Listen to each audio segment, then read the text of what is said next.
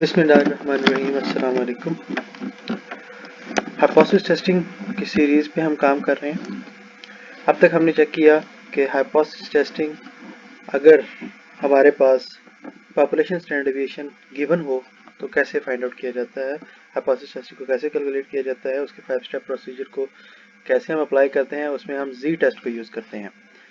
अगर population standard deviation unknown हो और हमें टेस्ट करना हो पॉपुलेशन मीन्स को, तो फिर हम टी टेस्ट को यूज़ करते हैं।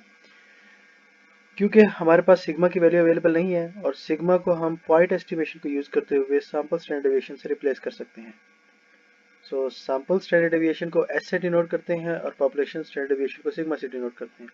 तो यही चेंज हमारे फार्मूले में भी आएगी। जब हम z की बजाय टी टेस्ट को यूज़ करेंगे तो फार्मूला सेम रहेगा, सिर्फ सिग्मा चेंज हो जाएगा।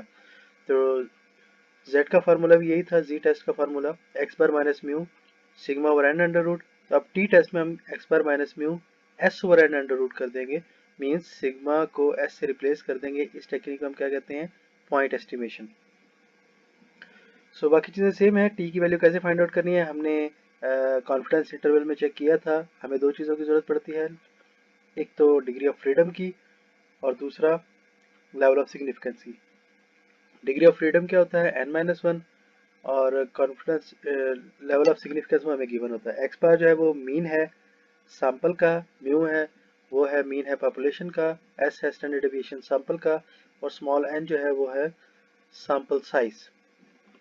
हम एक एग्जांपल के थ्रू अप्लाई करके देखते हैं टी टेस्ट को। एग्जांपल है जी, the McFarland insurance company claims department reports the mean cost of processing a claim is $60 and industry comparison showed this amount to be larger than most other insurance companies, so the company instituted cost-cutting measures.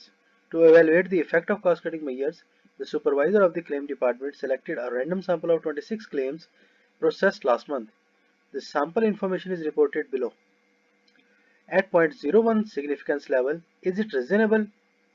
A claim is now less than $60. तो एक insurance company है जिसको claim process करने में $60 लग रहे हैं। उन्हें लगता है कि ये कॉस्ट बाकी लोग कंपनीज के मुकाबले में काफ़ी ज़्यादा है, तो उन्होंने कुछ कॉस्ट कटिंग मेजर्स जो है वो अप्लाई की। और इस अप्लाई करने के बाद उन्होंने 26 क्लेम्स को रैंडमली सेलेक्ट किया, जिसकी कॉस्टिंग जो है वो यहाँ पर प्रोवाइड की गई है टेबल में। और पूछा ये गया है कि 0.01 सिग्निफिकेंस लेवल पर आप ये कह सकते हैं कि अब कॉस्ट जो है वो $60 से कम है। तो मैंने आपको पहले भी बताया था कि स्टेटमेंट के अंदर जो आखिरी लाइन होती है वो रिसर्चर की लाइन होती है, और रिसर्चर जो है वो अपने अल्टरनेटिव हाइपोथेसिस से रेलेवेंट स्टेटमेंट कोट करता है। तो लेस देन $60 जो है वो अल्टरनेटिव हाइपोथेसिस है। तो अब इसको सॉल्व करते हैं हमारा 5 स्टेप प्रोसेस से। सबसे पहला स्टेप हमारा जो है वो होता है state the null and alternative hypothesis. तो हमारा अल्टरनेटिव हाइपोथेसिस हमने पहले डिस्कस किया कि वो लेस देन $60 क्लेम किया है रिसर्चर ने। तो इसका अपोजिट होगा ग्रेटर देन इक्वल टू $60, जो कि हमारा नल हाइपोथेसिस होगा। तो नल हाइपोथेसिस जो है वो अल्टरनेटिव के अपोजिट होता है और उसमें इक्वल साइन भी आता है। तो क्योंकि अल्टरनेटिव हाइपोथेसिस में लेस देन का साइन है, तो नल हाइपोथेसिस में ग्रेटर देन का साइन होगा और इक्वल टू का साइन भी आ जाएगा, तो ग्रेटर देन इक्वल टू हो जाएगा। सेकंड स्टेप होता है हमारा select the level of significance, जो ऑलरेडी गिवन है, अल्फा इज 0.01। थर्ड स्टेप होता है सिलेक्ट दी टेस्ट स्टैटिस्टिक्स। क्योंकि हमारे पास पॉपुलेशन स्टैंडर्ड डेविएशन गिवन नहीं है, हमारे पास सैंपल इंफॉर्मेशन है, तो फिर हम टी टेस्ट लगाएंगे। टी का हमें फार्मूला यहाँ पर लिख देना है, सिंपल।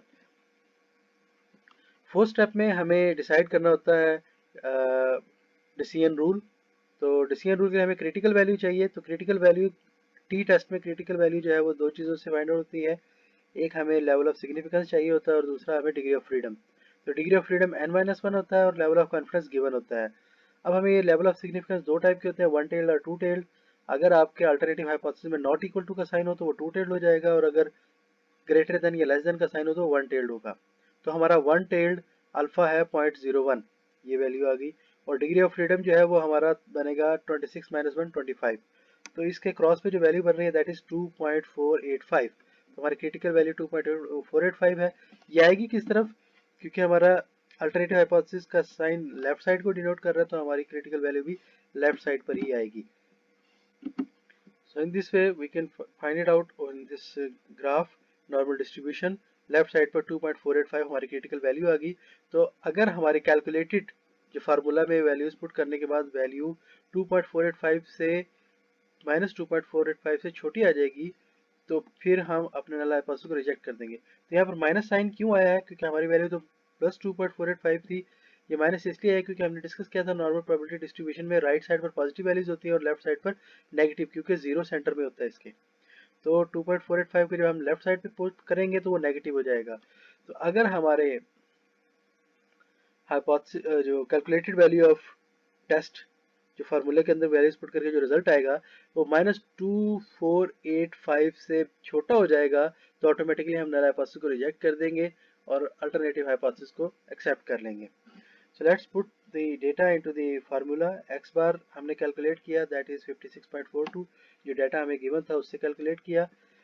इसका फार्मूला आपको पता है, summation x over n -60 population mean given था, डिवाइडेड बाय स्टैंडर्ड डेविएशन हमने कैलकुलेट किया गिवन डाटा से। फार्मूला क्या है वो आपको पता होगा, summation x minus x bar square divide by n-1 whole under root, फिर डिवाइडेड बाय 26 सैंपल साइज था उसको हमने लिख दिया और उसका अंडर रूट लिया, और सारी चीज़ें कैलकुलेट करने के बाद रिजल्ट आया -1.818। तो -1.818 जो है वो बड़ा है -2.485 से, तो it means it is lie in the acceptance region. अगर ये जब ये एक्सेप्टेंस रीजन में आ रहा है तो इसका मतलब है कि हम नल हाइपोथेसिस को एक्सेप्ट कर लेंगे, अल्टरनेटिव हाइपोथेसिस को एक्सेप्ट नहीं करेंगे। तो we are unable to reject the null hypothesis. इसका मतलब क्या है कि आपकी कॉस्ट अभी भी $60 या उससे ज्यादा है। अब अगर आप यहाँ देखें हमारा नल हाइपोथेसिस क्या था कि आपकी जो कॉस्ट है, मीन कॉस्ट जो है वो अभी भी $60 या उससे ज्यादा है। So fifth step में हमें ये रिजल्ट लिखने हैं, make a decision and interpret the result because -1.818 does not fall in the rejection region. H0 is not rejected at 0.01 significance level. We have not demonstrated that the cost cutting measures reduce the mean cost per claim to less than $60. तो हम ये नहीं कह सकते कि $60 से कम आ गई है आपकी कॉस्ट, मीन कॉस्ट। तो द डिफरेंस ओवर देयर, तो यहाँ पर एक इंटरेस्टिंग चीज आपको नजर आ रही होगी कि जब हमने मीन कैलकुलेट किया तो वो $60 से कम था, ठीक है। तो ये मीन $60 से कम आया, उसके बावजूद नल हाइपोथेसिस जो है वो रिजेक्ट नहीं हुआ, कि मतलब कॉस्ट $60 से कम नहीं है। तो इसकी क्या रीजन हो सकती है, दो मेजर रीजन इसकी हो सकती है। एक तो ये कि आपका जो स्टैंडर्ड डेविएशन है 10.04, ये बहुत ज्यादा बड़ा है एज कम्पेयर टू मीन, ठीक है। तो इसके स्टैंडर्ड डेविएशन के ज्यादा होने की वजह से मीन के डाटा में फ्लक्चुएशन बहुत ज्यादा है, कुछ कॉस्ट काफ़ी ज़्यादा आ गई हैं, कुछ कॉस्ट कुछ कम हो गई हैं, तो इस वजह से भी हो सकता है। और दूसरा ये कि जो एरर, सैम्पलिंग एरर है, जिन क्लेम्स को आपने चूज़ किया है उनमें वो प्रॉपरली रिप्रेजेंट नहीं कर रहे हैं आपकी पॉपुलेशन को, ठीक है। तो सैम्पलिंग एरर की वजह से भी ये हो सकती है वजह। So in this way we can solve the results of any questions which is asking you the compare the population means but the sample standard deviation is available and population standard deviation is missing। तो इस सूरत में आप कैसे find out करेंगे T test को, वो हमने यहाँ पर चेक किया है। एक और हम एग्जांपल देख लेते हैं कि पॉपुलेशन स्टैंडर्ड डिवीजन अगर नोन ना हो तो फिर हम कैसे सॉल्व करेंगे। एक और एग्जांपल की तरह हम चेक कर लेते हैं। The current rate of producing 5 ampere fuse at Neri electronic company is 250 per hour. A new machine has been purchased and installed that, according to the supplier, will increase the production rate. A sample of 10 randomly selected hours from last month revealed the mean hourly production on the new machine was 256 units with a sample standard deviation of 6 units per hour. At the 0.05 significance level, can Neri conclude that the new machine is faster? So situation ये है कि एक company जो है वो 5 ampere के fuse जो है वो बनाती है और करंट मशीन जो है वो 250 यूनिट्स पर आवर बना रही है। उन्होंने एक नई मशीन परचेज की और मशीन बनाने वाले ने कहा है कि ये जो है वो ज़्यादा यूनिट बनाएगी as compare to your previous machine. तो 10 सैम्पल्स का डाटा, 10 लास्ट 10 मंथ्स का डाटा कलेक्ट किया और उसमें चेक किया कि 10 आवर्स का डाटा ले लिया पिछले महीने से और चेक किया पर आवर जो है वो मीन 256 यूनिट जो है वो बना रही है मशीन और सैंपल का स्टैंडर्ड डेविएशन 6 है। रिसर्चर पूछ रहा है जी कि 0.05 सिग्निफिकेंस लेवल पे आप ये कह सकते हैं कि नई मशीन तेज़ है पुरानी मशीन के मुकाबले में। इट मीन्स के इज आस्किंग कि नई मशीन 250 यूनिट से ज़्यादा प्रोडक्शन दे रही है, तो ग्रेटर देन 250 जो है वो रिक्वायर किया जा रहा है। तो लास्ट स्टेटमेंट जो है वो अल्टरनेटिव हाइपोथेसिस से रेलेवेंट होती है, रिसर्चर स्टेटमेंट होती है। तो यहाँ पर अल्टरनेटिव हाइपोथेसिस क्या बनेगा, ग्रेटर देन 250। तो हम इसको सॉल्व करते हैं। हमारा पहला स्टेप होता है जी state the null and alternative hypothesis. तो अल्टरनेटिव हाइपोथेसिस हमने बात की कि mu should be greater than 250, that is alternative hypothesis जो कि हमें रिक्वायर किया गया है। उसका अपोजिट जो है वो नल हाइपोथेसिस होगा, less than equal to 250। Level of significance, second step है select the level of significance, 0.05 given है। स्टेप 3 जो है वो टेस्ट स्टेटिस्टिक्स को बताता है। बिकॉज हमारे पास पॉपुलेशन की डाटा अवेलेबल नहीं है, सैंपल स्टैंडर्ड डेविएशन अवेलेबल है, तो इस वजह से हम टी डिस्ट्रीब्यूशन को अप्लाई करेंगे। और जो हमारा डिसीजन रूल है, फोर्थ स्टेप है वो हमारा। सो डिसीजन रूल में हमें क्रिटिकल वैल्यू आइडेंटिफाई करनी होती है। उसके लिए दो चीज़ें चाहिए होती है, लेवल ऑफ सिग्निफिकेंस और degree of freedom. Degree of freedom क्या होगा, n-1, 10-9 जो है वो 10-1 9 जो हो गया हमारा डिग्री ऑफ फ्रीडम। और 0.05 वन टेल्ड हमारा सिग्निफिकेंस लेवल होगा। ये वन टेल्ड है जी 0.05, क्योंकि हमारा अल्टरनेटिव हाइपोथेसिस जो क्या था, डायरेक्शनल था। तो ये जब ये डायरेक्शनल हो तो वन टेल्ड यूज करते हैं, और नॉन डायरेक्शनल मतलब नॉट इक्वल टू हो तो फिर टू टेल्ड यूज करते हैं। तो वन टेल्ड है 0.059 पे क्रॉस हो गया, 1.833 क्रिटिकल वैल्यू आ गई है। तो 1.833 क्रिटिकल वैल्यू किस साइड पर आएगी, नॉर्मल डिस्ट्रीब्यूशन के, ये ग्रेटर देन का साइन है तो राइट साइड पर आएगी, इट मींस के पॉजिटिव में होगी।